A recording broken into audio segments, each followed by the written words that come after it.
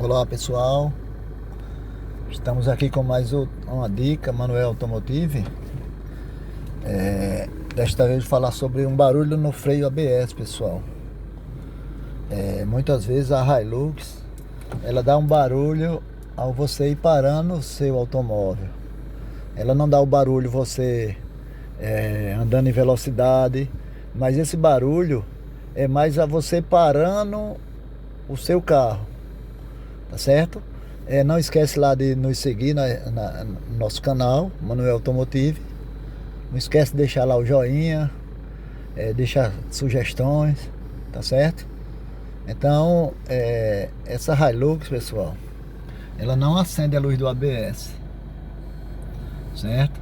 Mas ela, ao você ir freando, eu vou filmar aqui, vou andar, vocês vão ver. Só em você se deslocar e já freando, ela vai dar o barulho. Eu vou passar para vocês o que é que vai ser esse defeito, tá bom? Então, vê se vocês vão conseguir ouvir aí direitinho. Eu só vou deslocar o carro aqui na reta. Estamos numa rua sem movimento e vou parar, viu, pessoal? Então dá esse barulho bem feio aí. Vou fazer de novo. Ela dá mais no carro com ABS.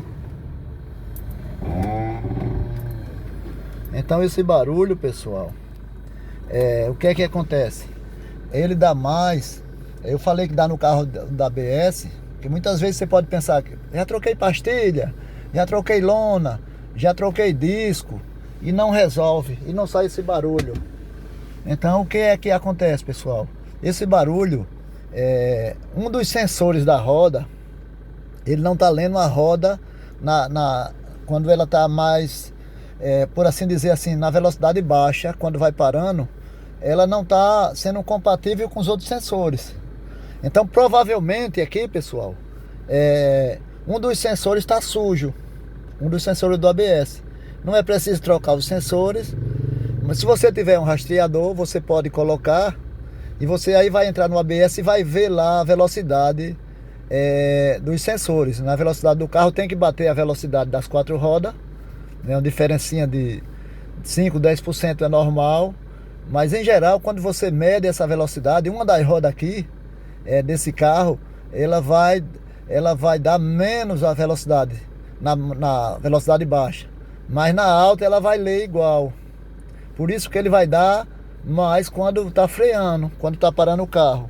Então é só limpar, tira os sensores, limpa e faz o teste de novo de rodagem, tá certo? Então normalmente é só sujeira, tá bom, pessoal? Fica a dica aí, o freio ABS com barulho, tá bom? Um forte abraço aí, até outro vídeo, tá bom? Valeu!